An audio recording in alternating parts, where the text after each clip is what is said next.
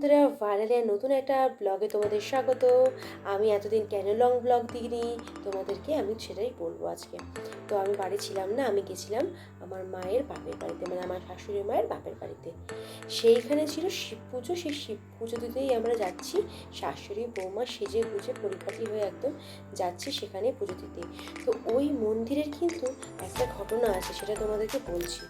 ছোটোবেলায় নাকি যেই মন্দিরে আমরা পুজো দিতে যাচ্ছি, যেটা তোমরা দেখতে পাবে, সেই মন্দিরে নাকি চুল ছেড়ে যাওয়ার কোনো নিয়ম নেই। কারণ ওটা একটা মনসা মন্দির, আর সেখানে আর কি শিব ঠাকুরের মূর্তিও রয়েছে, আর ঘরে যে আরও যে দেবী আছে তাদের মূর্তিও রয়েছে।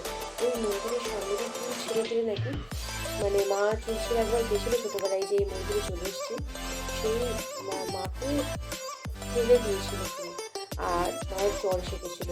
তো আমি খুব ভয়ে ভয়ে মন্দিরে প্রবেশ করেছি, কারণ এখানে ঠান্ডা জায়গা, তো আশেপাশে নাগ দেবতাও বিরাজমান থাকে। তো সেই জন্য আমি ভয়ে ভয়ে প্রবেশ করেছি এবং শিব ঠাকুরের মাথায় জল ঢালছি। তোমরা দেখলেই বুঝতে পারবে পুরোনো মন্দির, অনেক আগের মন্দির, এটা প্রতিষ্ঠিত মন্দির, একদম ভীষণ জাগ্রত মন্দির। তো আমি মন্দির পুজো অর্চনা করে নিচ্ছি। এবার এখানে পুজো অর্চনা কমপ্লিট হয়ে যাওয়ার পরে আমি আমার মাকে নিয়ে চলে যাব আমার বাপের বাড়িতে, সোমরা বাজার। এটা বলাগড়ের মন্দির। তো সেখানে গিয়ে আমি কী কী করবো সেটা তোমাদের দেখিয়ে দিচ্ছি। তার আগে দেখি না, আমি ভোলা বাবার পুজো করছি এখন।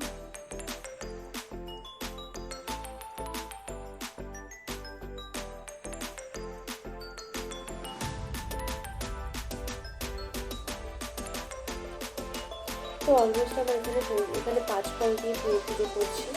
তো প্রত্যেকটা ফল আমি ঠাকুরের মাথায় ছুঁয়ে দিচ্ছি। এবং আমি চলে গেছিলাম আমার বাপের বাড়িতে গেছিলাম, দুপুর হয়ে গেছিলো। তো দুপুরবেলা বাড়িতে গিয়ে দেখি, বাবা রে, আমাদের পেছনেই বাগানে হনুমানের রাজ্য ভর্তি, মানে কত হনুমান এসছে। তো একটা হনুমান ওর বাচ্চাকে নিয়ে আমাদের ঘরের কাছে চলে এসেছিলো। আর আমার যথারীতি ছোটোবেলার অভ্যাস, হনুমান দেখলে একটু বিস্কুট একটু খাবার জিনিস দেওয়ার অভ্যাস আছে। ও বাবা, ওদেরকে খেতে দিচ্ছিলাম, আর বাচ্চাটা টুকটুক করে গোলাপ গাছের ফুলগুলি খেয়ে নিচ্ছিল। সেই দেখে আবার তাড়া দিচ্ছিলাম। তো যাই হোক, বিকেল হয়ে যাওয়ার সাথে সাথে আমাদের বাড়িতে চলে এসছে গেস্ট। তারা এসে তোমাদের বলে দিচ্ছি, আমার বড়দির মেয়ে, বড়দির ছেলে আর ছোটদির ছেলে, তার সাথে রয়েছে বড় বড়। হ্যাঁ, আমার বড়দি না থাকে কাটোয়াতে। 5 বছর বাদে বড়দির সাথে দেখা হচ্ছে আমার। আমি মানে খুব খুশি, কারণ বড়দিকে আমি খুব ভালোবাসি। আর বড়দির সাথে দেখা হয় না একদমই, কারণ কাটোয়া থাকে, তো কাটোয়া আমাদের একদমই যাওয়া হয় না, আর বড়দিও আসতে পারে না। তো গরমের ছুটিতে বড়দি ছেলে মেয়েদেরকে নিয়ে ঘুরতে এসছে।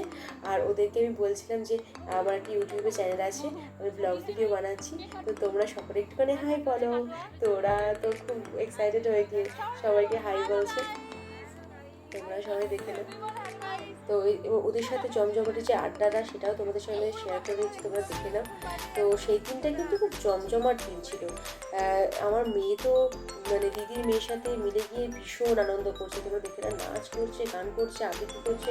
আর ওইদিকে 2 ভাই মিলে আবার কি সমস্ত কাণ্ড কারখানা করছে।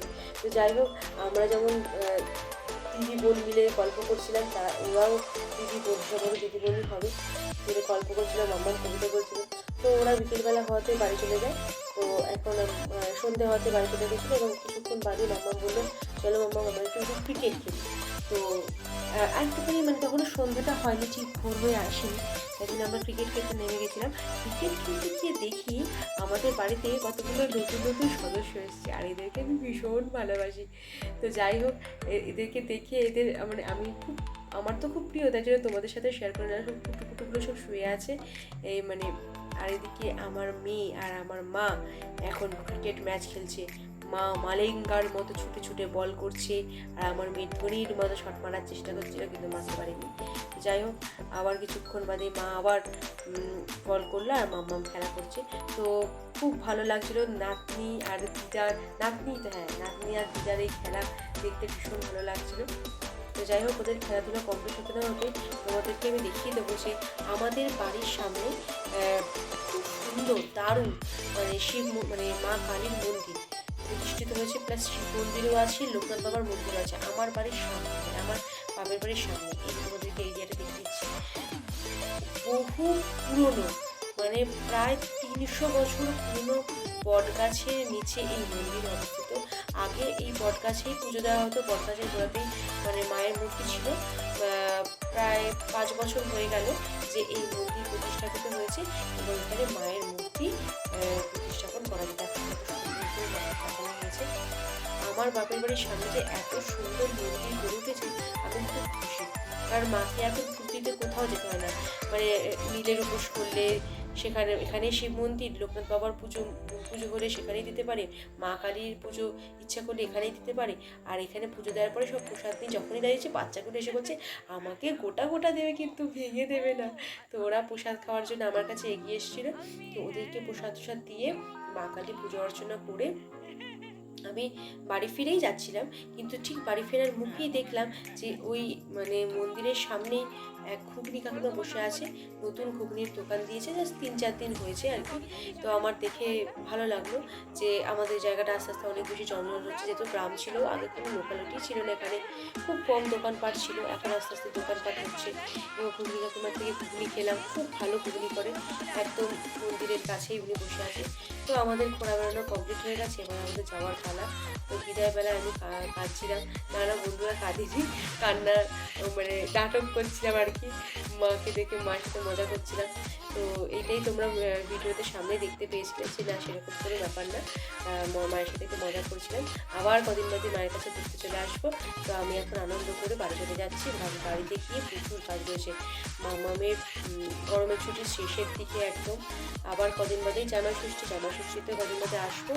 তো আজকের মতো এখানেই ভিডিওটা শেষ করছি। তোমাদের কেমন লাগলো আমাকে কিন্তু অবশ্যই জানিও। আর আমার ভিডিওটা মানে যারা সাবস্ক্রাইব করোনি এখনও আমার চ্যানেলটাকে, তারা কিন্তু অবশ্যই সাবস্ক্রাইব করে নিও, তাহলে আমার প্রত্যেকটা ভিডিও তোমরা দেখতে পেয়ে যাবে।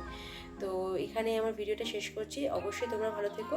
আজকের মতো টাটা, আবার দেখা যাচ্ছে নেক্সট ব্লগে। নেক্সট ব্লগটা কিন্তু ধামাকাদার আসছে, তোমাদের আগে থেকে বলে দিচ্ছি।